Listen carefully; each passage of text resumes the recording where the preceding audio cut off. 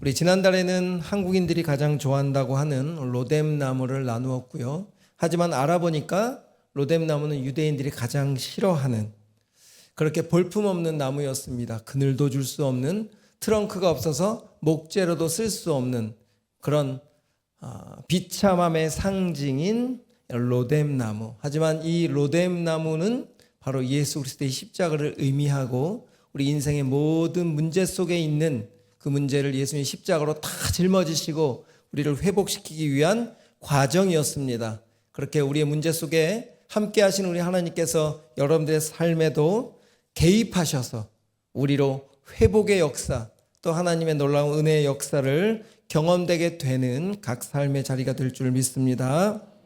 오늘은 지난달 한국인들이 가장 좋아했던, 유대인들이 가장 싫어했던 그런 나무가 아닌 가장 좋아하는 나무를 여러분들과 나누려고 하는데요. 바로 이 나무입니다. 로뎀나무 완전 다르죠? 아주 풍성하고 또 상록수, 위성육과에 속한 사계절 푸르름을 잃지 않는 상록수의 나무고요. 10m 이상 크게 자라는 나무입니다. 가지와 잎이 넓게 퍼져서 풍성한 그늘을 제공하는 나무입니다. 이렇게 이 에셀나무 하면 이스라엘 백성들이 바라봤을 때 하나님의 풍성함을 생각하게 되는, 그리고 참 안식을 생각하게 되는 나무입니다. 두 번째, 이 나무의 특징은 사막에 자라는 나무예요. 그런데도 이렇게 큽니다. 이유는 뿌리를 나무의 10m의 3배 이상 30m까지 뿌리를 쭉 내려서 지하에 있는 물까지 닿기 때문에 그래요. 그래서 그 척박한 사막의 땅에도 이 푸르름을 잃지 않는 아름다운 생명력이 강한 나무가 바로 에셀나무. 그래서 하나님의 생명을 가진 우리 성도들의 모습이기도 하겠죠. 자, 세 번째, 이 에셀나무의 특징은 잎이 짜다라고 하는 겁니다. 이 잎에서 특수한 성분이 염분을 분비한다고 해요. 그래서 이 염분이 분비된 잎사귀와 또 새벽에 내리는 이슬이 만나면 이렇게 영롱한 빛을 반짝반짝 빛나게 되게 되는데요. 가까이 크로스업해서 이 나뭇잎을 보게 되면 이렇게 이슬방울이 염분과 합쳐져서 금방 없어지지 않는 거예요. 오래 이 이슬을 머금고 있는 거죠. 그래서 그 한낮에 뜨거운 온도까지 이 이슬을 갖고 있어서 충분히 증발을 시킨다고 합니다. 그래서 다른 옆에 있는 지역보다 그 에셀나무 밑에는 10도 이상의 차이를 볼 만큼 아주 쾌적하고 시원함을 주는 나무가 에셀나무인 거예요. 그러니까 이 유대인들이 보기에 에셀나무 하면 너무 좋잖아요. 쉼을 주고 쾌적함을 주고 또 안식을 주고, 그래서 이 에셀나무를 가장 좋아한다고 합니다. 이렇게 에셀나무 하면 유대인들이 가장 좋아하는 나무이기도 하고요. 그리고 성경의 두 사람과도 연결하고 있습니다. 이 에셀나무를 심은 두 사람이 나오는데 그 첫 번째 사람이 바로 아브라함입니다. 자, 창세기 20장 1절 이 에셀나무가 나오는 본문의 과정을 좀 읽어보도록 하겠습니다. 아브라함이 거기서 네게브 땅으로 옮겨가 가데스와 술 사이 그랄에 거류했다라고 기록하고 있어요. 지금 지도를 보시면 하나님은 이 아브라함을 가나안 땅에 머물라고 하셨는데 기근이 난 거예요. 그래서 가족들을 살리기 위해서 남쪽으로 남하하다가 지금 어디에 지금 거류하고 있다고요? 이 밑에 네게브 사막 쪽에 지금 우리가 읽은 대로 가데스와 술 사이 그랄에 거주하고 있다. 그랄은 블레셋 땅을 이야기합니다. 그러니까 지금 어느 땅에 와 있는 거죠? 하나님의 백성이지만 이방 땅에 와 있는 것을 우리는 기억해야 합니다.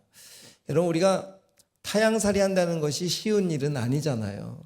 그러다 보니까 이 그랄 지역에 내려가면서 아브라함이 자기의 이 어떤 목숨을 유지하기 위해서 아내 사라를 누이라고 속입니다. 그리고 아내를 이 그랄 왕, 블레셋 왕 아비멜렉에게 빼앗기는 수모도 당하죠. 그런데 우리 하나님은 아내 사라를 막아주셨습니다. 왜 그렇죠?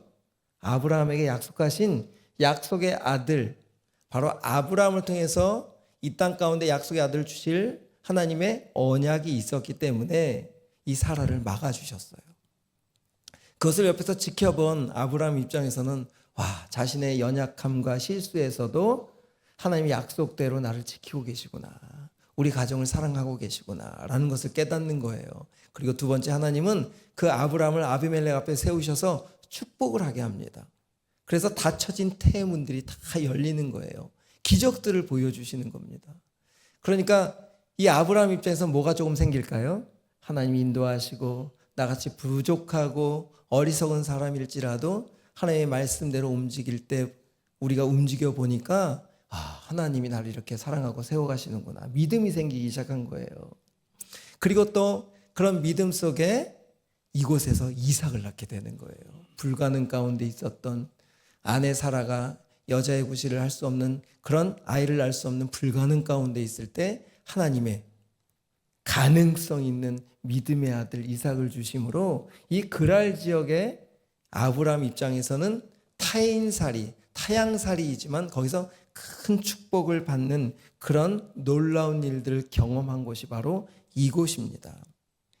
자, 그렇게 살다 보니까 지금 창세기 21장 22절에 가보면 이렇게 기록하고 있어요. 그때에 아브라함이 지금까지 그렇게 살고 있을 때에 아비멜렉과 그 군대 장관 비골이 아브라함에게 말하여 이르되 내가 무슨 일을 하든지 하나님이 너와 함께 하심을 내가 보고 있다라고 와서 그 지역의 왕과 군대 장관이 와서 고백을 하고 있는 거예요. 여러분, 이 모습은 요셉과도 같죠. 감옥에도 갇히고 형들에게도 팔리기도 하고 종살이를 하는데 하나님이 함께 하심으로 형통하게 되었다라고 하는 것처럼 이 아브라함에게도 지금 타양살이로 어려움을 겪고 있고 오랜 기간 그곳을 살고 있지만 세상 사람들이 봤을 때는 어떤 모습이라고요?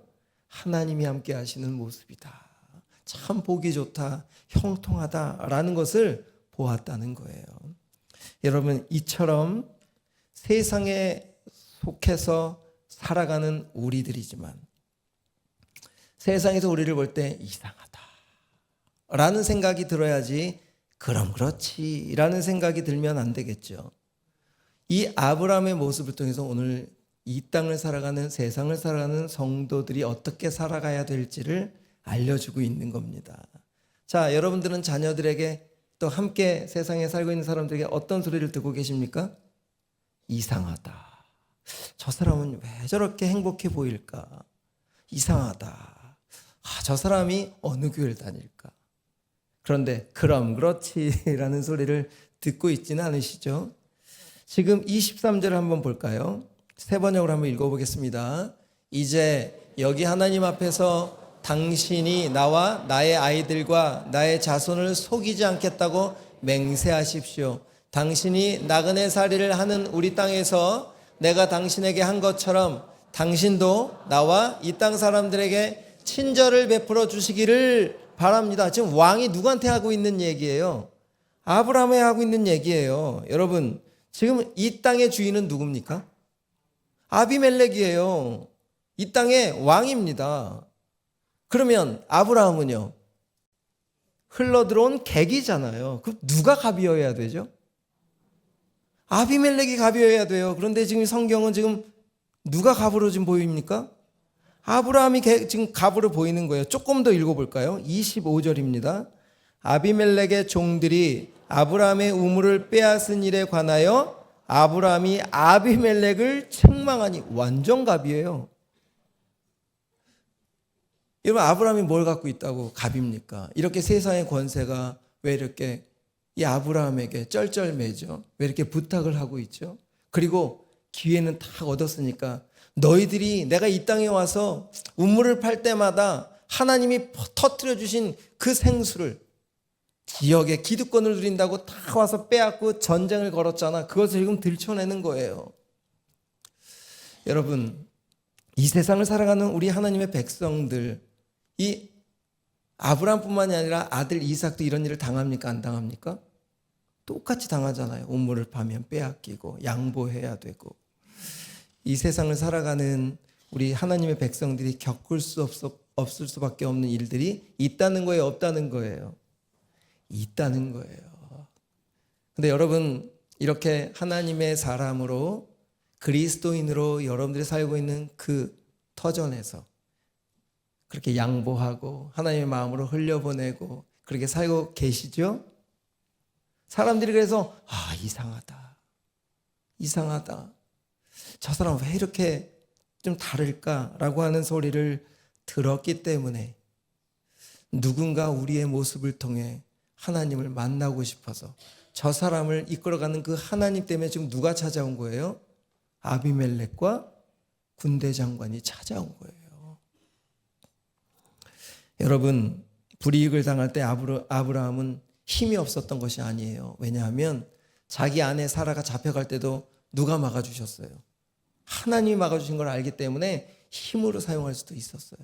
그런데 그렇게 하지 않았죠. 우물을 뺏으러 때 양보하고 바보처럼 그렇게 살았는데 지금 전세가 어떻게 됐습니까? 완전히 역전이 돼서 지금 양보하고 져주고 세상에서 볼 땐 바보같이 산 것 같고 진 것 같았지만 오늘 결과를 보니까 누가 갑이 됐다고요? 아브라함이 갑이 된 거예요. 이게 이 땅을 살아가는 성도의 모습이어야 됩니다. 제가 한 번쯤 이런 예화를 드린 것 같아요. 미국의 어느 시골 교회에서 일어난 일입니다. 성도 한 사람이 급히 문을 두드리며 목사님을 찾아와서 목사님 큰일 났습니다. 세상에 이런 나쁜 사람이 있습니까?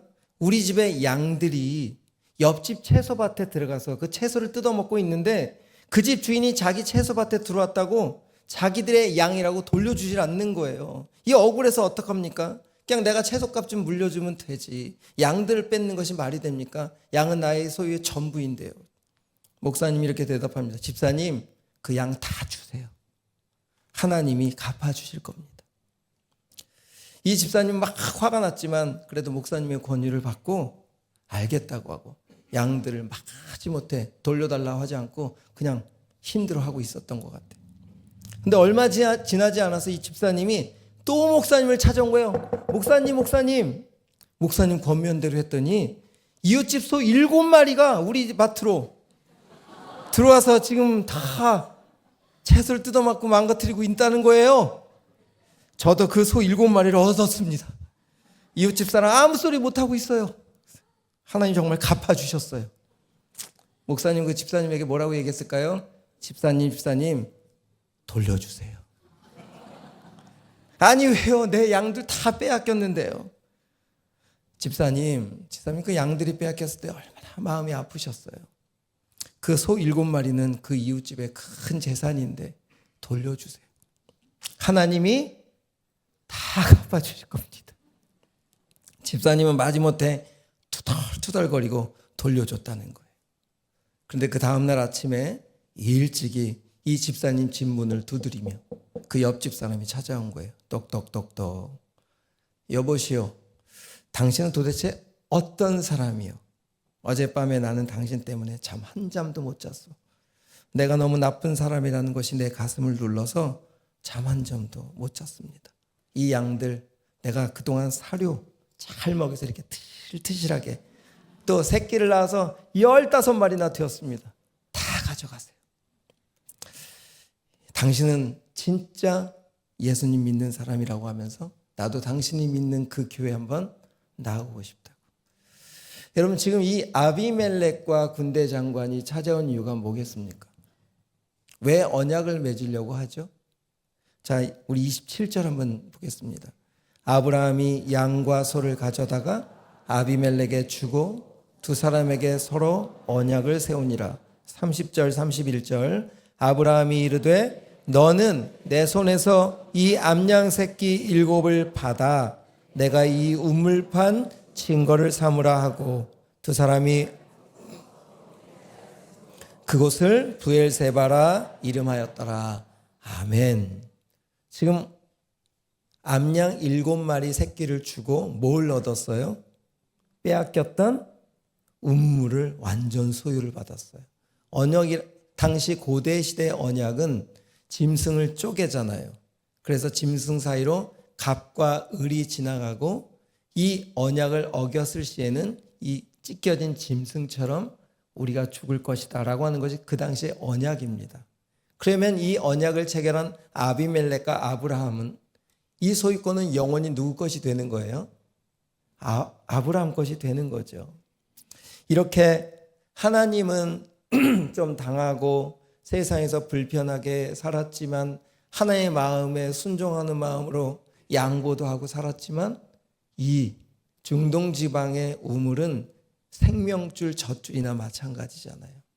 그곳에서 오래 살 수 있는 우물까지 하나님은 허락하신 거죠. 그리고 여기서 중요한 단어 부엘세바라고 하는 단어가 아주 중요합니다. 두 단어가 합쳐졌는데요. 첫 번째 부엘이라고 하는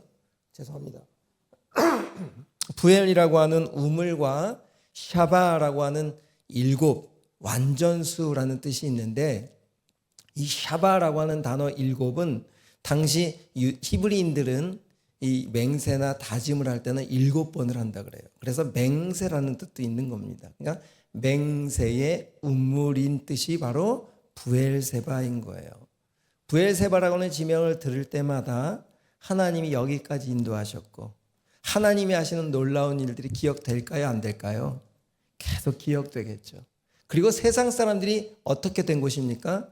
하나님의 백성들을 인정해 준 곳, 부러워한 곳, 너희들을 통해서 우리가 은혜를 얻게 되었다라고 하는 바로 교회의 모습이기도 하고 성도의 삶의 모습이기도 한 부엘세바라고 하는 지명을 꼭 기억하시면서 이렇게 언약을 다 맺고 우물의 소유권을 받은 아브라함은 오늘 우리가 읽은 33절의 결론처럼 이렇게 한 거예요.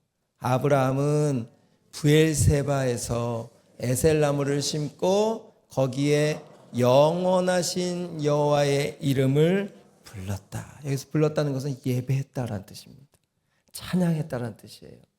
어떻게 왜 하나님을 찬양하게 되었다고요? 지금 여러분들이 말씀드린 대로 그렇게 부족하고 아내를 팔 만큼 믿음 없이 산 자신일지라도 하나님의 약속대로 나를 붙들고 계시다라고 하는 것이 계속 하나님께서 보여주시는 믿음으로 세워져서 세상에서 알아주는, 세상에서 인정하는 그리스도인이 된 것에 대해서 너무 감사해서 기쁨의 예배를 드렸다는 거예요. 그리고 거기에 무슨 나무를 심었다고요?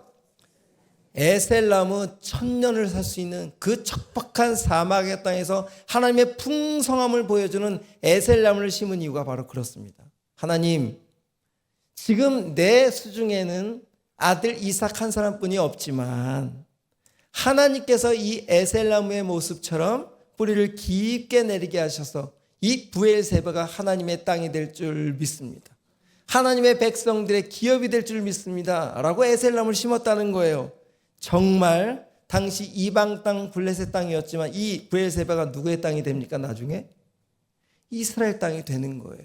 단에서 부엘세바까지. 그러면 지금 아브라함이 드린 이 예배는 정말 하나님이 하신 일들의 기쁨과 감사에 드린 예배고 또 앞으로 행하실 하나님의 축복의 약속을 믿고 드린 예배라는 사실인 거죠. 하나님의 나라가 더 풍성하게 될 것이라는 확신을 가지고 어떤 나무를 심었다고요? 에셀나무를 심었다. 오늘 여러분들 그 믿음으로 에셀나무를 심고 계시는 걸까요? 내 자녀들은 혹 우리의 다음 세대들은 하나님을 알지 못하고 있지만 하나님이 에셀나무의 뿌리를 깊이 믿음의 가문으로 내릴 것을 믿음으로 바라보고 하나님 오늘 이 믿음의 예배를 드립니다. 이 믿음의 나무를 내립니다. 라고 하고 예배를 드릴 때 당장 우리 눈에 보이지 않지만 몇 대만 지나면 이 가나안 땅이 여호수아를 통해서 온 천지가 바로 이스라엘 땅이 된 것처럼 바로 여러분이 있는 그곳이 하나님의 땅이 될 줄 믿습니다. 그런데 오늘 다른 한 사람이 에셀나무를 심는 것이 또 나오는 거예요. 우리 사무엘상 22장 6절을 한번 읽어보겠습니다. 사울이 그와 함께 있는 사람들이 나타났다 함을 들으니라. 그때에 사울이 기브아 높은 곳에서 손에 단창을 들고 에셀나무 아래 앉았고 모든 신하들은 그의 곁에 섰더니. 요즘 잘 보세요. 이 상황을. 지금 사무엘상 22장의 배경을 살펴보면 하나님이 초대왕으로 사울 왕을 세웠는데 사울 왕이 하나님의 말씀에 순종합니까? 안 합니까? 순종을 안 해요. 자기 멋대로 자기 방법대로 나라를 세워가려고 하는 거예요. 그러니까 하나님이 누구를 새로 세우셨죠? 다윗을 세우셨어요.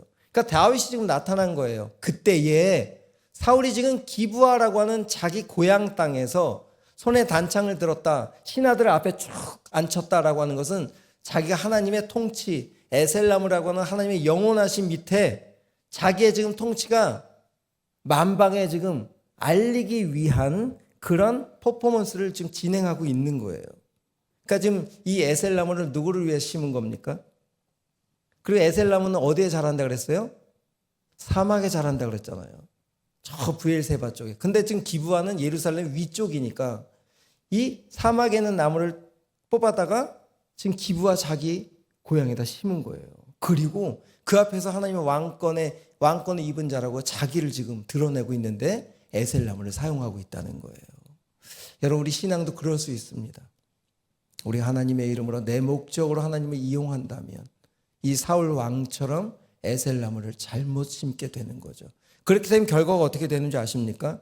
사무엘상 31장 13절에 그의 뼈를 가져다가 야베스 에셀나무 아래에 장사되는 거예요. 지금 사울 왕이 장사된 자리가 어디예요? 에셀나무 아래 장사가 되었어요. 자기를 드러내고 자기를 사람들에게 인정받기 위해서 임의적으로 심은 에셀나무 속에 잠들 수밖에 없는, 자기의 모든 왕권이 끝나버리는 그곳이 되어버렸던 거죠.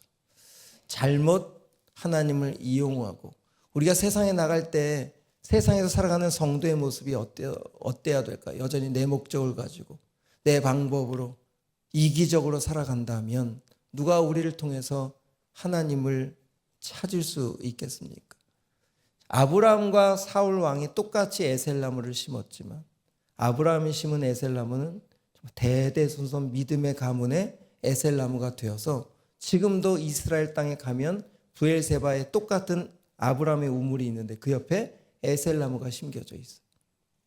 그런데 사울 왕이 임의리 심은 이 잘못된 에셀나무는 그곳에 사울 왕이 묻히게 될 만큼 잘못 사용되었다라고 하는 것을 알고 있죠. 여러분, 오늘 마지막 결론적으로 창세기 오늘 본문을 한번 읽어보겠습니다. 21장 33절입니다.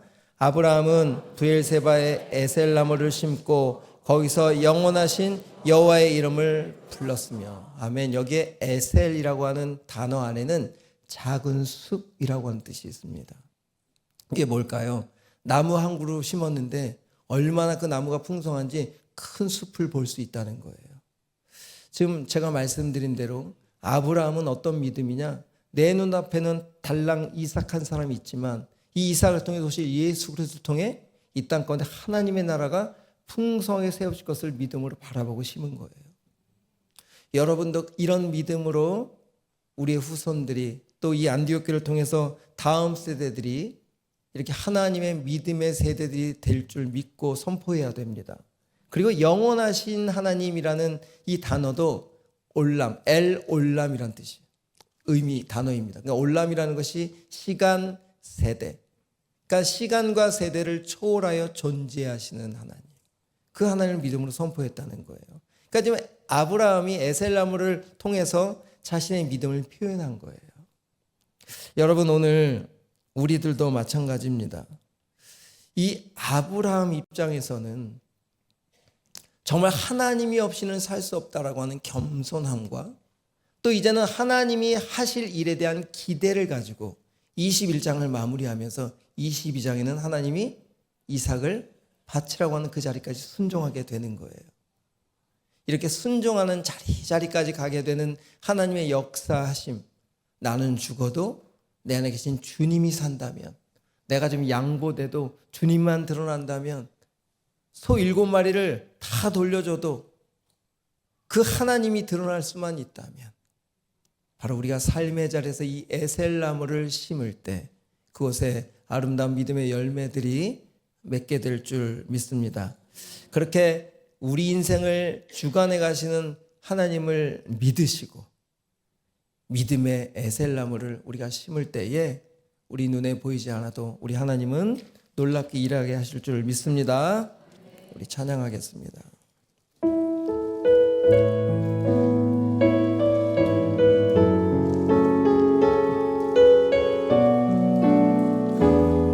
하나님의 사랑을 사모하는 자. 하나님의 사랑을 사모하는 자. 하나님의 평안을 바라보는 자. 너의 모든 것 창조하신 우리 주님이 너를 얼마나 사랑하시는지 하나님께 찬양과 경배하는 자. 하나님의 선하심을 닮아가는 자. 너의 모든 것 창조하신 우리 주님이 너를 사모하셨네. 하나님 사랑의 눈으로 하나님 사랑의 눈으로 너를 어느 때나 바라보시고 하나님 인자한 귀로서 언제나 너의 길 기울이시니 어두움에 밝은 빛을 비춰주시고 너의 작은 신음에도 응답하시니 너는 어느 곳에 있든지 주를 향하고 주만 우리 한 번 더 고백합니다. 하나님 사랑의 눈으로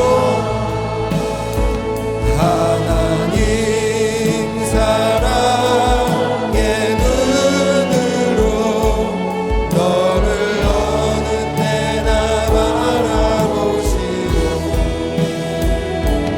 하나님 인자한 귀로서 언제나 너에게 기울이시니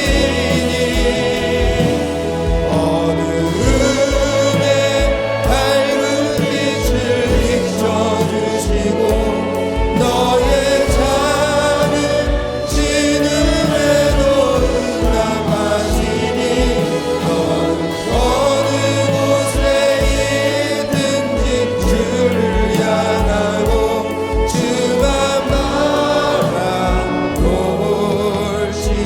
바라볼지니라. 우리 이렇게 기도하겠습니다. 오늘 결단의 기도를 했으면 좋겠습니다. 이 세상을 살아가는 불이익과 이 땅을 살아갈 때는 우리가 힘들고 어려운 점들이 분명히 있습니다. 하지만 그럼 속에서도 하나님의 사랑을 잘 표현해낼 수 있는, 지금 부족해 보여도 바보 같아 보여도 주님의 말씀이시라면 순종하겠습니다 라고 그렇게 결단할 때, 그렇게 믿음의 에셀나무를 심을 때 바로 세상은 우리를 두렵고 우리를 이길 수 없는 그런 두려운 대상으로 보게 될 줄 믿습니다. 그렇게 세상의 갑으로 사는 내가 될 수 있도록, 주님의 사랑으로 사는 우리가 될 수 있도록, 우리 교회가 될 수 있도록 우리 주님 앞에 주님 이름 부르고 기도하며 나가겠습니다. 다 같이 기도합니다.